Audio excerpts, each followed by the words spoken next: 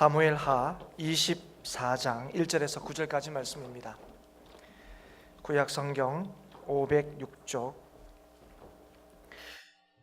지난주는 테니스에 열광했던 한 주간이었습니다.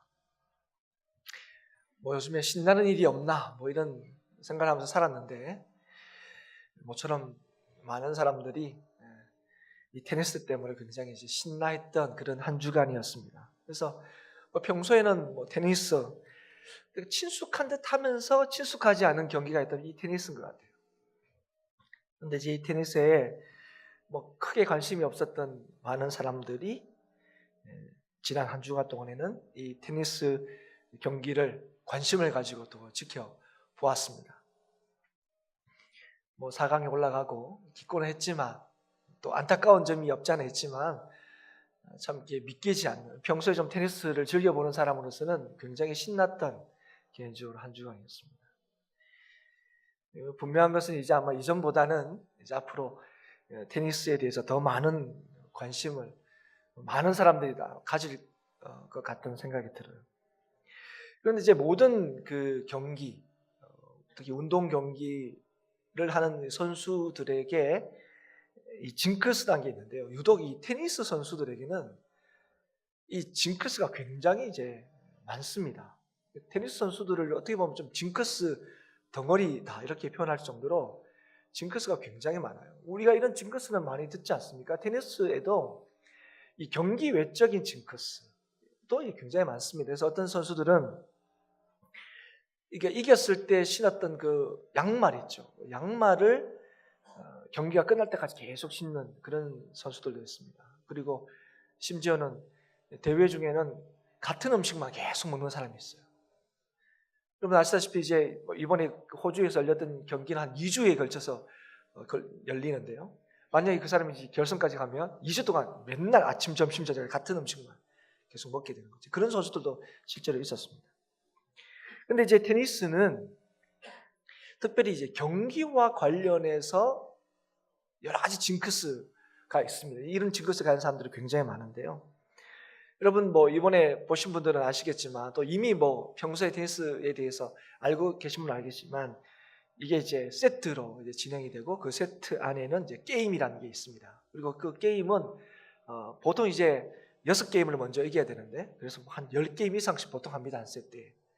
그 게임은 번갈아서 이 코트란 게 이 세트를 이 중간에 있는 네트를 중심으로 해서 이제 번갈아서 왔다 갔다 게임 때마다 왔다 갔다 하게 됩니다. 그런데 이제 어떤 선수는 이 코트를 바꿀 때에 항상 상대방 선수보다 늦게 코트를 이동을 해요. 그러니까 상대방 선수 이 코트로 옮겨오면 비로소 자기가 이렇게 건너가죠. 그리고 지금 현재 이제 세계 1위인 이제 1위가 곧 바뀌겠지만, 나달이라는 선수 같은 경우에는 그 코트를 보시면 이 선이 여러 가지가 있는데, 제일 마지막 선이 있죠. 그 선을 건널 때 반드시 오른발로 건넙니다. 무조건 오른발로 걷습니다. 오른발이 그 선을 마지막으로 딱 건너죠. 이거보다 좀 웃기네요. 어떤 선수는 서브를 넣을 때마다 공 냄새를 맡고 서브를 넣습니다. 그렇다면 왜 이렇게 유독 테니스 선수들, 이런 징크스가 알려진 거는 유명한 선수들이, 세계적 선수들이 이런 징크스를 가지고 있기 때문에 이런 징크스들이 알려진 거죠. 그러면 왜 이런 실력이 출중한, 그래서 이 세계적이라고 불리는 이 선수들이 왜 이런 징크스를 가지고 있고, 왜 또 이런 징크스를 지키려고 굉장히 애를 쓰느냐 하는 것이죠. 한 유명한 테니스 선수가 이런 얘기를 했습니다. 징크스에 대해서. 스코어는 마치 시계가 똑딱거리며 가는 것처럼 계속 흘러간다. 그런 긴장된 상황 속에서 자신이 조절할 수 있는 뭔가가 있다는 사실이 안정감과 확신을 준다.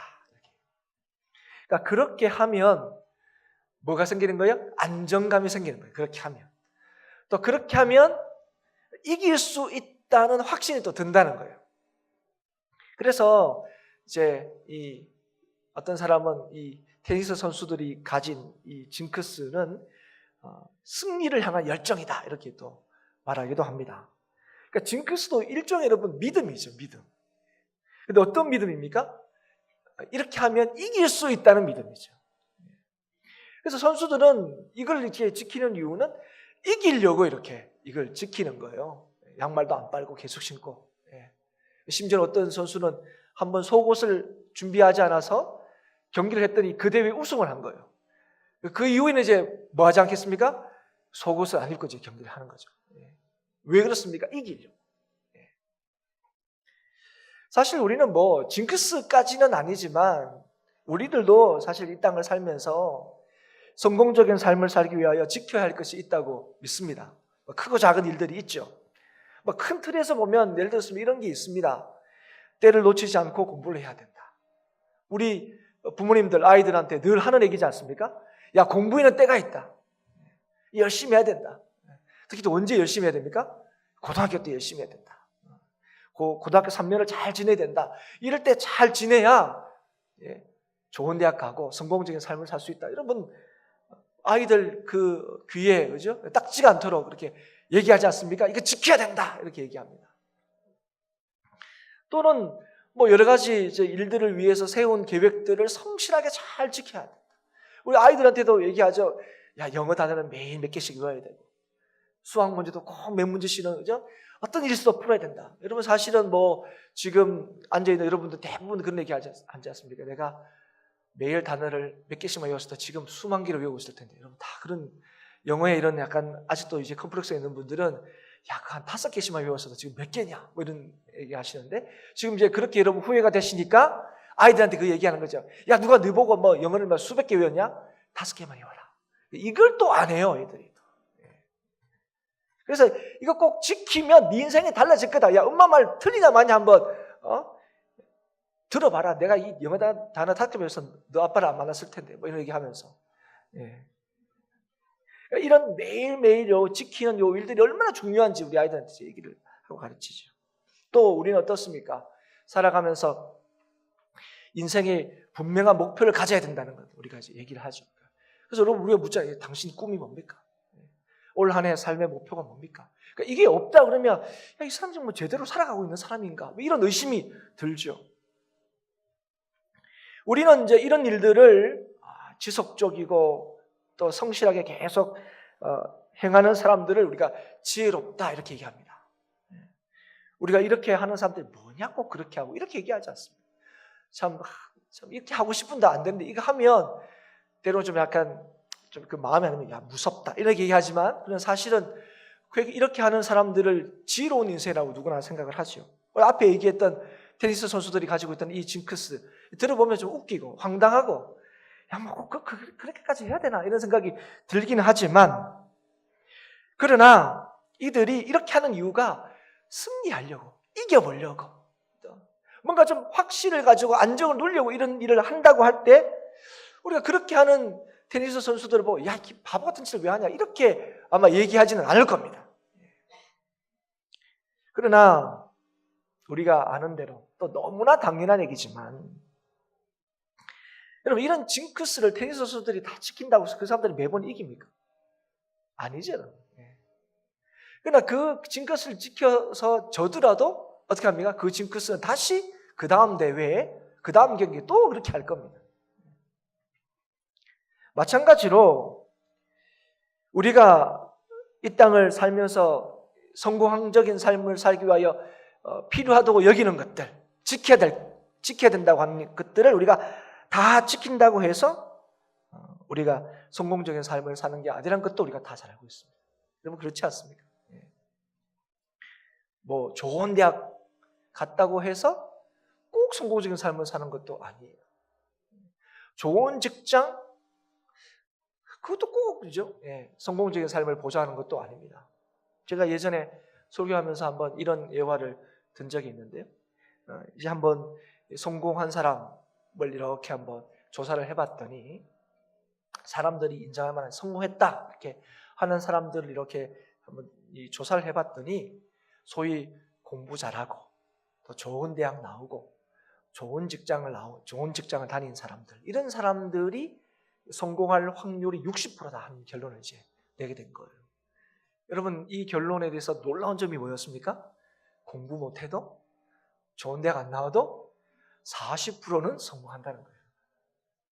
여러분 할렐루야 하지 않습니까? 여러분, 그렇다고 해서 제가 지난번 얘기할 때도 했지만, 그렇다고 해서 여러분 아이들 보고 야 40분이나 성공한단다. 야 공부하지 마. 야 영어 단어 야 그거 힘들게 막 맨날 10개씩 외우냐. 이렇게 하실 부모가 누가 있겠냐는 거예요. 아무도 없습니다, 여러분. 예.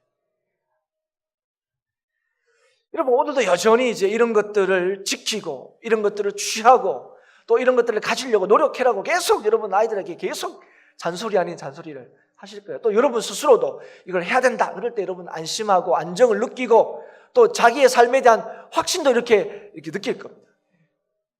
그렇게 살았던 하루를 보면 괜히 그죠? 그날 저녁은 좀 굉장히 뿌듯하고 제대로 산 것처럼 느낄 때가 여러분 많지 않습니까? 사실. 그러나 이런 것들이 우리에게 안정감을 주는 게 사실이에요. 이런 것들을 계속 지키면 뭔가 될 것 같은 확신을 주는 것도 사실입니다. 그러나 분명한 것이 무엇입니까? 이런 것들이 우리가 믿는 것처럼 온전히 우리의 삶을 책임져 줄 수는 없다는 것이죠. 진실로 이런 것들이 우리를 안심하게 만들고 성공적인 삶을 살게 만들지는 못한다는 것입니다. 여러분, 우리의 이 믿음이라는 것이 헛되지 않기 위해서는 반드시 중요한 조건 하나가 있습니다. 그게 뭐냐면 우리가 믿는 그것이 우리의 삶을 온전히 책임질 수 있는 힘과 능력이 있어야 됩니다. 그리고 우리를 주장할 수 있는 인격적인 분이어야 된다는 거죠. 여러분, 그래서 여러분 하나님께서 우리에게 찾아오셔서 뭐를 말씀하셨습니까? 다른 거 얘기 안 하는 거죠. 오직 하나님만 믿어라 하는 거예요. 이 말이 뭐냐면 인생이 믿을 수 있는 것, 인생이 믿을 수 있는 분은 오직 하나님밖에 없다는 거예요. 왜 그러냐? 그럴 때 하나님께서 계시로 창세기를 처음 열 때부터 이 세상을 하나님께서 만드시고 이 땅에 존재하는 인생을 하나님께서 만드셨다 는 이 얘기를 하는 거예요. 그럴 때 우리가 근데 왜 인생이 이 모양이냐? 우리가 반문할 때 너희들이 하나님만을 믿어야 되는데 그 하나님만을 믿지 않았기 때문에 이 세상 가운데 죄가 들어온 거다. 그래서 이 세상을 건지시기 위하여 이 인생을 건지시기 위하여 예수 그리스도를 보내셨다 하는 것이 하나님의 메시지의 가장 핵심적인 얘기예요. 이게 여러분 복음인 거죠. 우리의 인생의 소망이 우리 인생의 삶의 진짜 능력이 오직 예수 그리스도를 믿는 믿음에 있다는 사실, 이것이 오늘 우리에게 들려진 복음의 소식이죠. 그래서 여러분 오늘 우리가 이 땅을 살면서 진짜 안정감을 누리고 확신할 수 있는 것, 그게 어디 안에 있는 겁니까? 주님 안에만 있는 거예요. 그래서 하나님께서 주님 안에서만 우리에게 은혜를 주시고 주님 안에서만 평강을 주시는 거죠. 그래서 여러분 오늘 우리에게 말씀하신 게 이거죠. 하나님을 믿는 믿음 외에는 우리의 삶의 안정과 확신을 줄 수 있는 게 없다는 거예요. 오늘 우리가 읽은 이 말씀은 다윗이 이스라엘과 유다의 인구를 조사하는 것에 관한 내용입니다.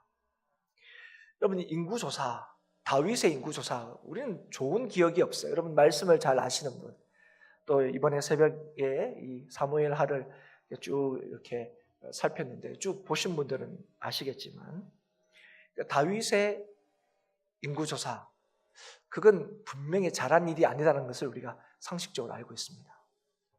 그리고 실제로 다윗이 그의 인생 가운데 저지른 아주 주요한 잘못, 범죄 중에 하나지요.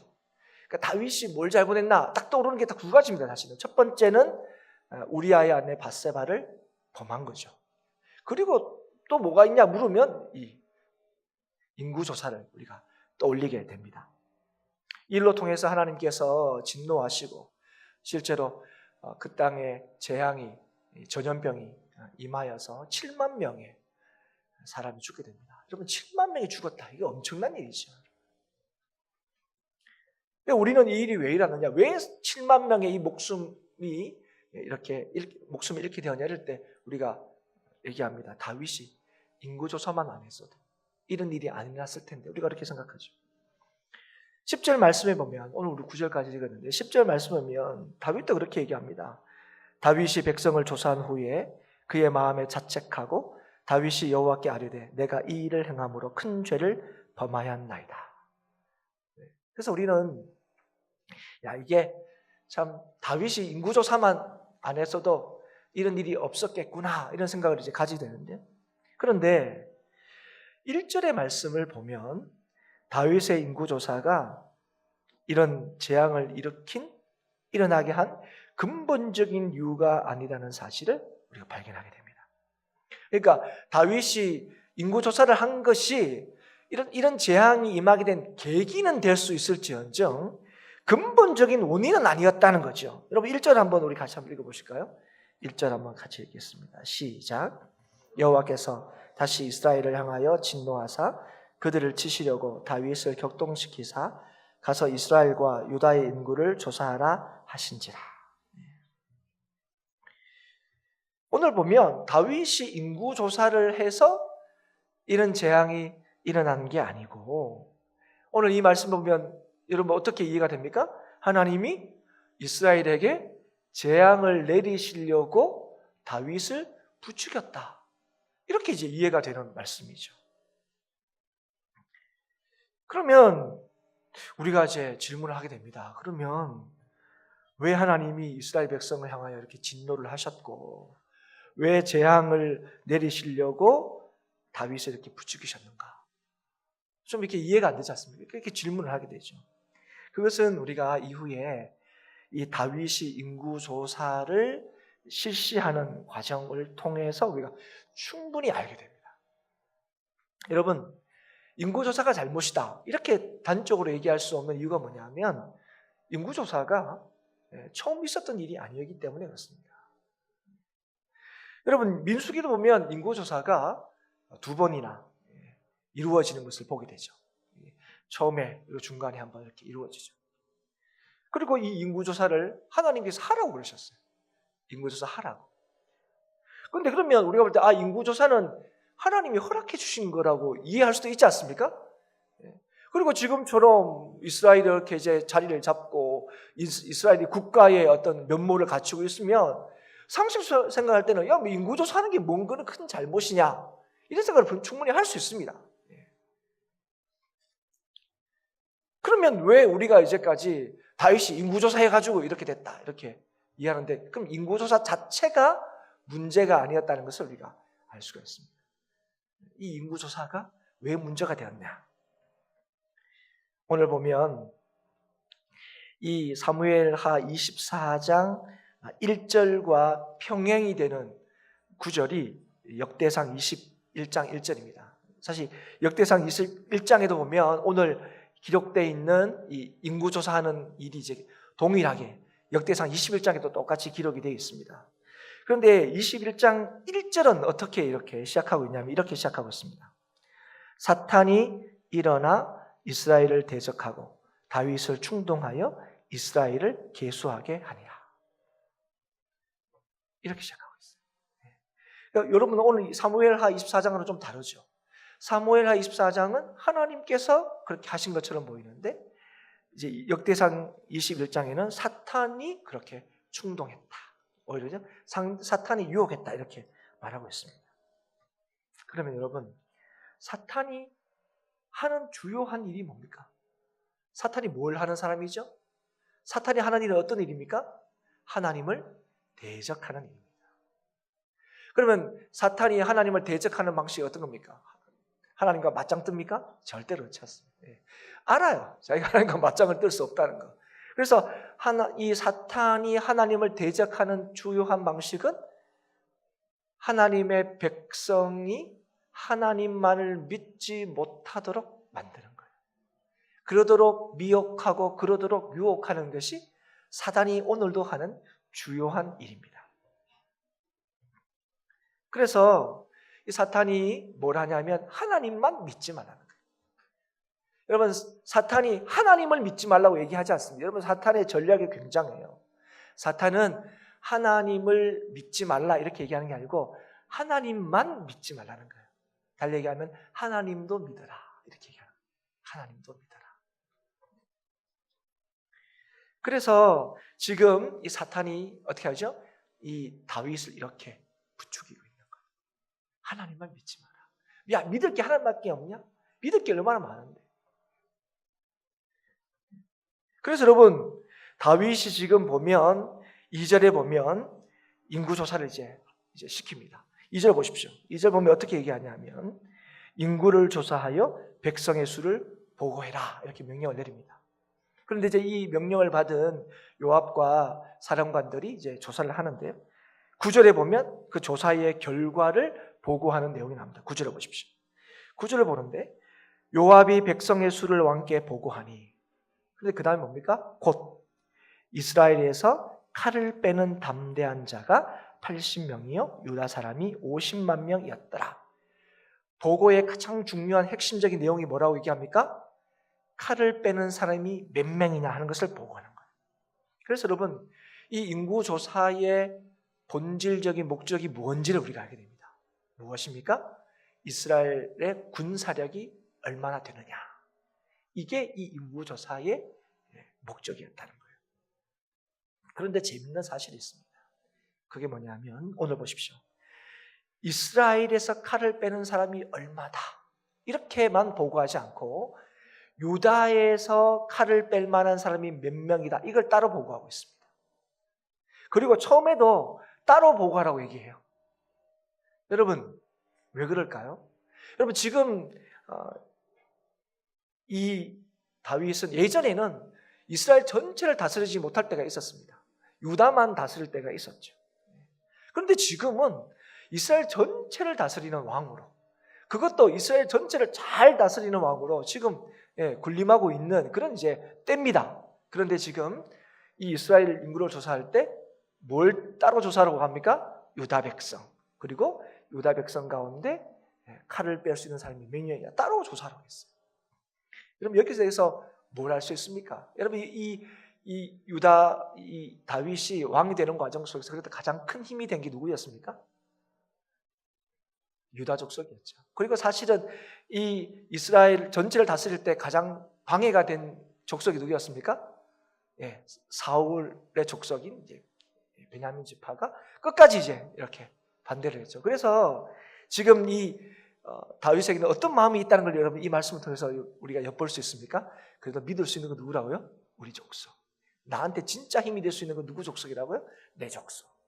이런 마음이 있었다는 것을 오늘 이 9절 말씀을 통해서 우리가 알 수가 있습니다.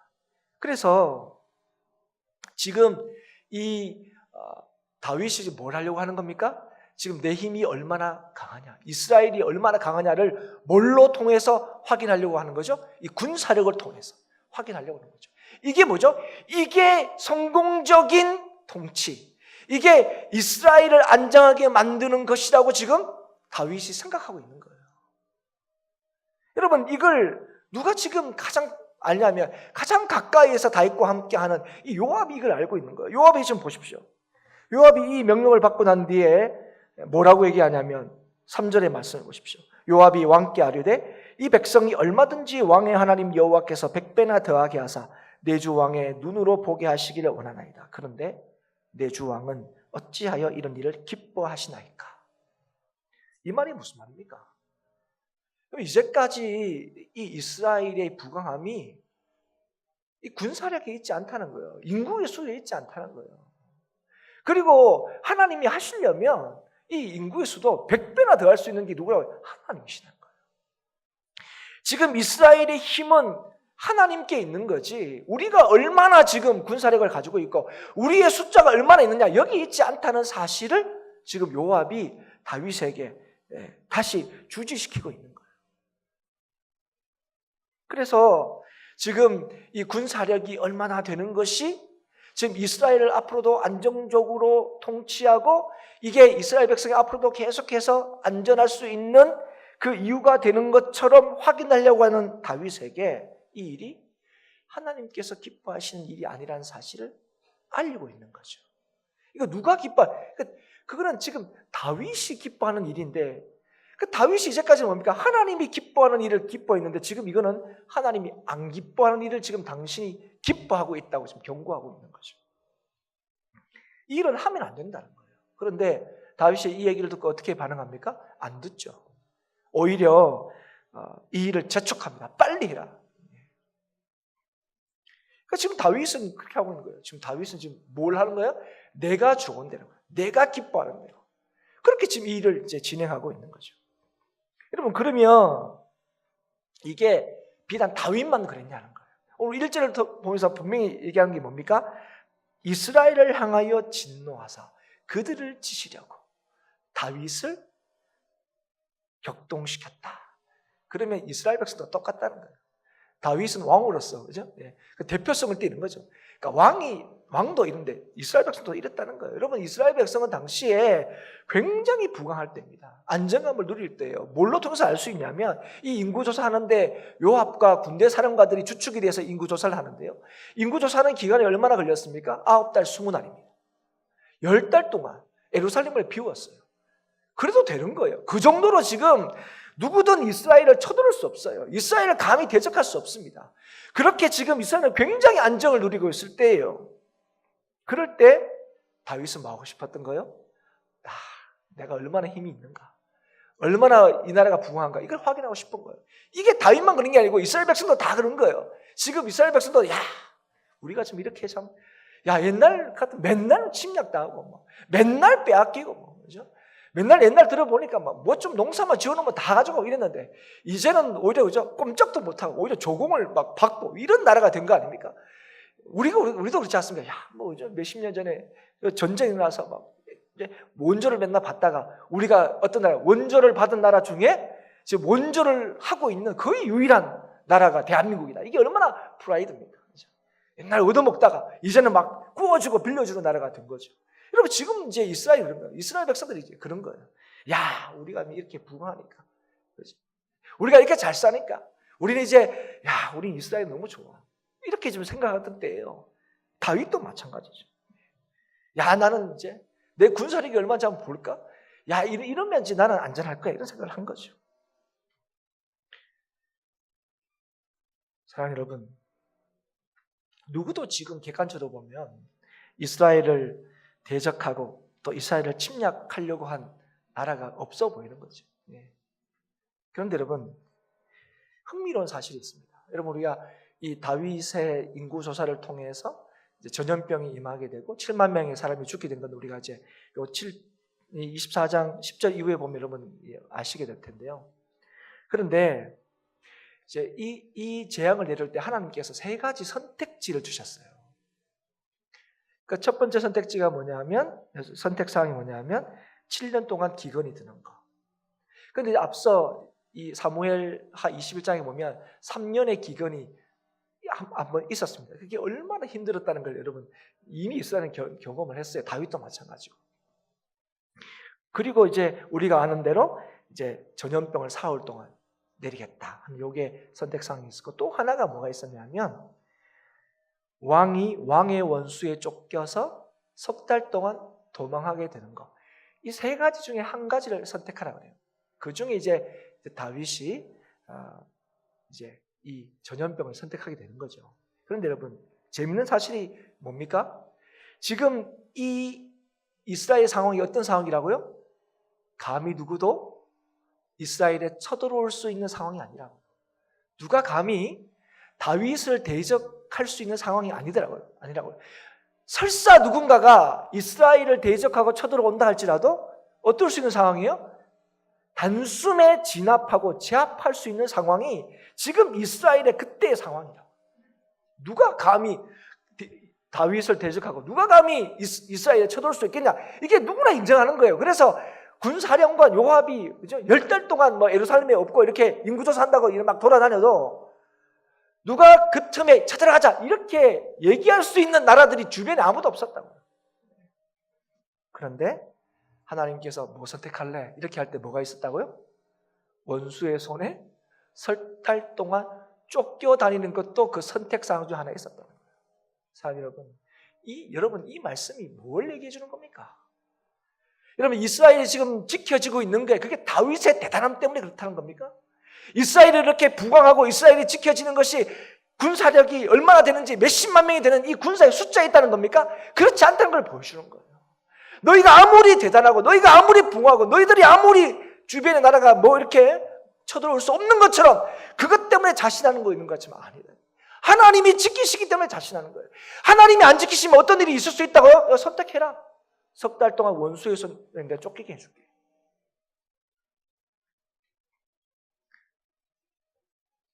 사랑하는 여러분, 우리는 늘 얘기해요.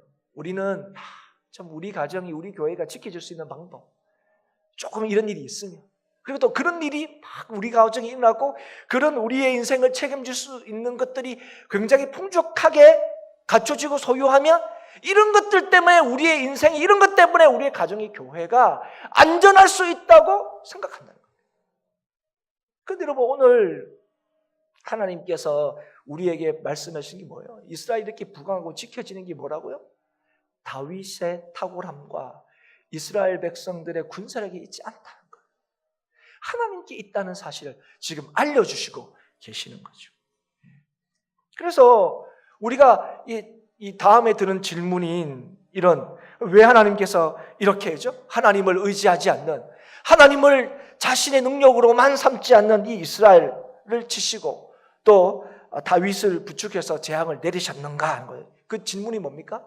안전함이 거기에 있지 않다는 사실을 사랑하는 그의 백성에게 알게 하시려고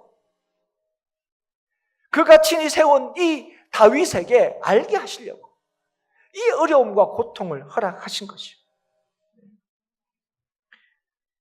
우리의 인생을 책임지고 우리의 인생의 능력이 되시는 분은 오직 하나님밖에 없다는 사실을 그래서 오늘 이 말씀을 통해 오늘 우리에게 가르쳐주고 계시는 거죠.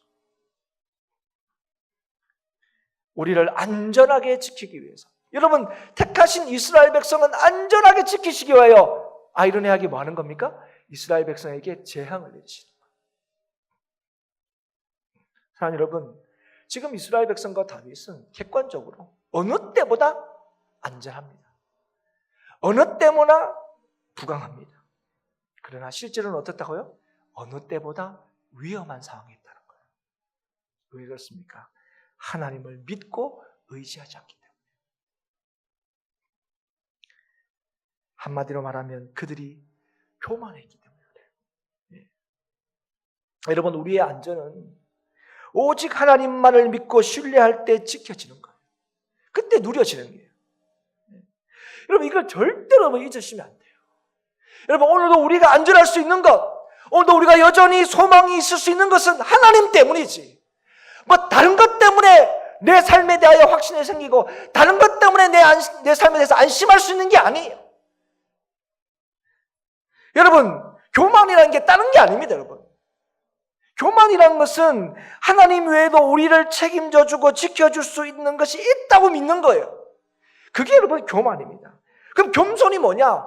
하나님 외에는 우리를 책임질 수 있는 분이 없다는 걸 믿는 게 그게 겸손함이에요. 교만이 나 잘났다 이런 얘기하는 게 아니고 겸손이 나는 못났다 이런 얘기를 하는 게 아니에요. 그래서 여러분 교만만큼 위험한 게 없어요. 그리고 겸손한 것만큼 안전한 게 없죠. 여러분 우리가 잘 아는 말씀처럼 잠언 18장 12절에 뭐라고 말씀하셨습니까?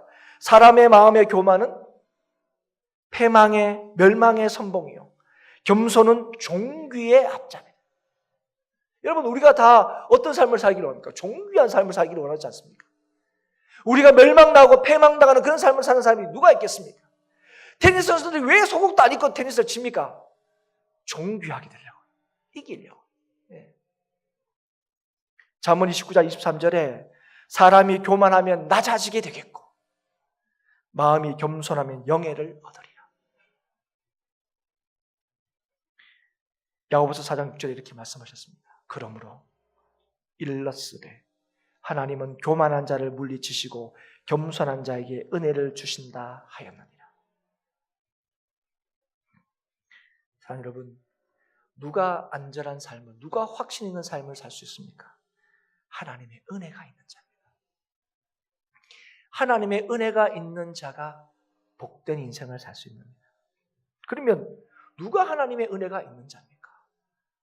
하나님만 믿고 하나님만 의지하는 사람입니다. 우리를 지켜주시고 우리를 이기게 하시는 분은 오직 하나님밖에 없다는 사실을 믿는 사람이에요. 하나님도 믿는 사람이 아니고 하나님만 믿는 사람. 하나님께서 우리에게 믿을 만한 이름은 오직 하나님께서 우리에게 주신 예수 그리스도의 이름밖에 없다는 사실을 믿는 것. 그게 단순하게 예수 믿으면 천국 간다 이런 의미가 아니에요. 여러분, 예수 믿으면 천국 간다는 말이 무엇입니까? 영원토록 우리의 삶이 책임져진다는 거예요. 그거는 이 땅에서 죽을 육신을 입고 있는 이 세상에도 여전히 동일한 거예요. 오늘도 이 세상에서 우리가 확신 가운데 소망 가운데 살 수 있는 유일한 길도 바로 예수 믿는 믿음 외에는 없다는 거예요. 그런데 우리는 어떻습니까? 예수를 믿으며 살면서도 순간순간 예수님 외에도 우리를 인생을 책임지실 다른 많은 것들이 있는 것처럼 그렇게 살고 있지 않습니까?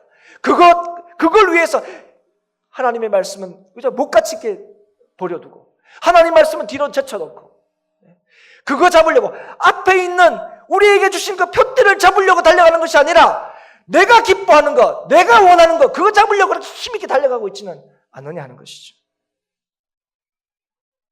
사랑하는 여러분, 하나님 외에도 얼마든지 우리를 지켜줄 수 있는 것이 있다고 믿고 행하는 모든 일은 그래서 다 어리석은 일입니다. 그러나 반대로 하나님만 우리를 인도하시고 보호할 수 있다고 믿고 행하는 모든 일은 그래서 지혜로운 일이 되는 겁니다. 여러분, 이 세상에서 자신이 자신의 인생을 책임질 수 있다고 믿는 것만큼 어리석은 일이 없습니다. 여러분 가장 지혜로운 인생, 그래서 하나님께서 어떤 인생이라고 말씀하시는 거예요? 하나님만 믿는 인생이에요. 여러분, 그 인생이 그래서 복되다고 하나님께서 얘기하시는 거예요. 그래서 복되다고. 우리의 인생을 완전히 책임질 수 있는 분은 우리를 만드시고 우리를 지키시고 우리를 영원토록 생명 주시는 하나님 외에는 너희들이 믿을 수 있는 게 없다는 거예요. 사랑하는 여러분, 오늘도 저와 여러분이 믿음으로 매일을 이 지혜로운 일로 채워갈 수 있기를 축복합니다. 여러분, 오늘 무슨 일을 하든지 간에 여러분 그 일이 지혜로운 일이 될 수 있기를 원합니다. 하나님을 믿으며 하는 일들이 될 수 있기를 원합니다. 하나님도 믿으며 하는 게 아니라 하나님만 믿으며 할 수 있는 일들이 될 수 있기를 축복합니다. 그래서 매일매일을 확신과 소망과 평안 중에 살아갈 수 있기를 축복합니다. 믿을 수 없는 것에 매여서 사는 그런 삶을 사는 것이 아니에요. 오직 믿을 수 있는 한 분, 하나님만을 믿음으로 자유와 승리를 누리며 사는 저와 여러분이 될 수 있기를 축복합니다. 다시 한번 기억하십시오. 이스라엘 되게 한 것, 그들의 부강함과 그들의 안전은 다른 것에 있지 않았습니다. 그걸 가르쳐 주시려고 하나님이 사랑하는 그의 백성에게 재앙을 내리신 것. 여러분, 오늘 이 말씀을 듣고 우리가 좀 돌이켰으면 좋겠습니다. 꼭 여러분 이런 일들을 경험하고 여러분 이렇게 하시면 안 돼요.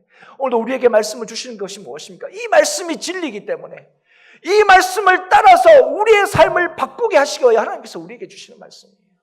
오늘 이 말씀 앞에 저와 여러분이 다 아멘 할 수 있기를 축복합니다. 살만한데 이 정도면 우리 가정 괜찮은데 이 정도면 우리 교회 예전에 비하면 훨씬 좋은데요. 여러분, 이 상황과 이 형편이 여러분의 삶과 이 교회를 안전하게 지키는 게 아닙니다. 그것으로 우리는 괜찮다 안심할 수 있는 것이 아니에요. 여러분, 오늘 여러분의 삶의 중심이 하나님께 있어야 됩니다. 오직 하나님을 믿는 믿음이 있을 때 하나님께서 오늘 우리에게 뭘 주십니까? 확신을 주시죠. 주님 안에서 은혜와 평강을 주시는 것이죠. 그래서 우리로 하여금 항상 기뻐할 수 있게 하시는 거죠. 범사에 감사할 수 있게 하시는 거죠. 여러분, 이 은혜가 여러분 이 시간에 있는 모든 우리 행복한 교회 성도들에게 있을 수 있기를 다시 한번 주의 이름으로 축복합니다.